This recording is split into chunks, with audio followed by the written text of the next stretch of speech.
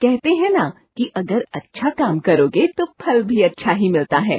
ये कहानी बस इसी मंत्र पर बेस्ड है। ऊपर वाले के आशीर्वाद से इस बार फसल बहुत अच्छी हुई है।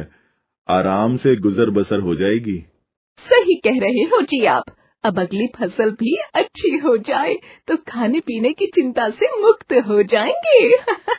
कल से ही दूसरी फसल की तैयारी करता हूँ। खेत की खुदाई करके उसमें बीज बो देता हूँ। चलो, अब काफी रात हो गई है, सो जाते हैं। अगले दिन रामधन अपनी पत्नी को खेत पर ही रोटी लाने को बोलकर खेत की खुदाई करने चला जाता है। रामधन बहुत मेहनत से सारे खेत की खुदाई करता है और कुछ देर आराम करने के लिए खेत किनारे लगे एक पेड़ के नीचे बैठ जाता है। थोड़ी देर आराम करने के बाद चलो, अच्छा है, सारे खेत की खुदाई हो गई। चलो अब बीज बो देता हूँ। तभी रामधन की नजर पेड़ के नीचे बने एक बिल पर पड़ती है और वो बोलता है, अरे, मेरी नजर तो इस बिल पर पड़ी ही नहीं। चलो ठीक है, अब इस बिल को खोदकर भी ठीक कर देता हूँ, जिससे यहाँ पर भी बीज बो सकूं। ये कहकर रामधन उस बिल को खोदने पहुंच जाता है। मगर जैसे ही रामधन उस बिल को खोदने के लिए फावड़ा उठाता है, उसी समय बिल से एक खरगोश बाहर आता है और रामधन की ओर देखने लगता है। ओह हो, मुझे लगा था ये बिल खाली है, मगर इसमें तो ये खरगोश रहता है। ये इसका घर है, मुझे इसे खोदना नहीं चाहिए।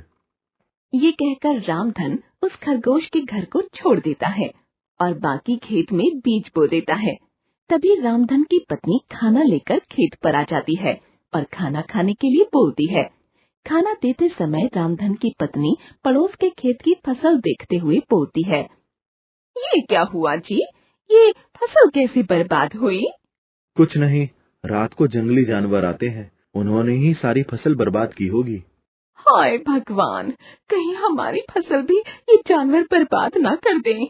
हम अगर अपनी फसल की देखभाल अच्छे से करेंगे तो ऐसा कुछ भी नहीं होगा।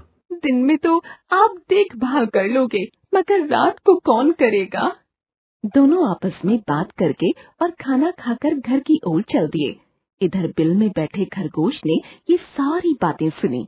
समय बीतता गया, फसल भी थोड़ी बड़ी हो आई थी। रामधन जब भी फसल देखने आता तो वो खरगोश को उसके बिल के सामने बैठा देखता। अब रामधन जब भी खेत पर आता, खरगोश के खाने के लिए भी कुछ लाता।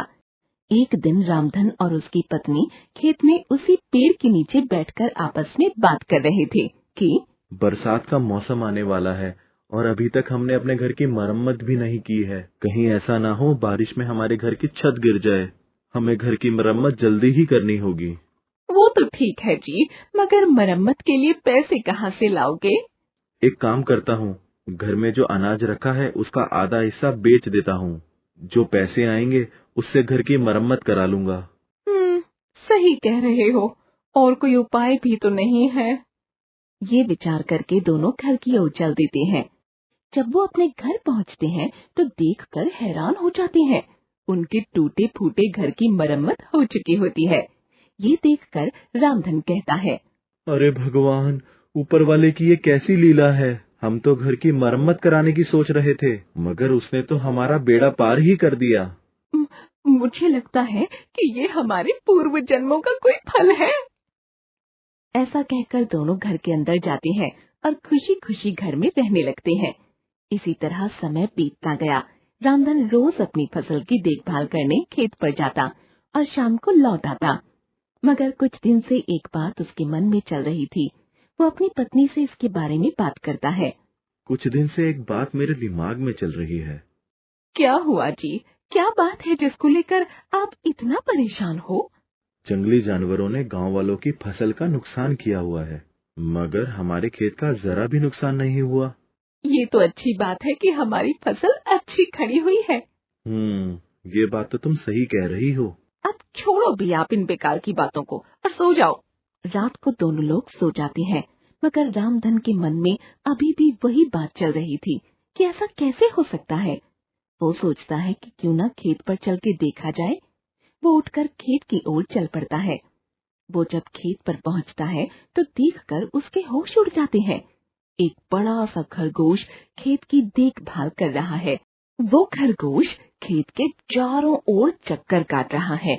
अगर कोई जानवर खेत में घुसने की कोशिश करता है तो वो खरगोश उसको खेत से भगा देता है। कुछ देर रामधन ये सब देखता रहता है। थोड़ी हिम्मत करके रामधन उस खरगोश के पास जाता है। तुम वही खरगोश हो ना जो पेड़ के नीचे एक बिल में रहते हो? हाँ, मैं वही हूँ मेरे दोस्त। मगर मगर तुम इतने बड़े कैसे हो गए? मेरे पास जादुई शक्ति है जिससे मैं कुछ भी कर सकता हूँ। अच्छा, तो तुम जादुई खरगोश हो।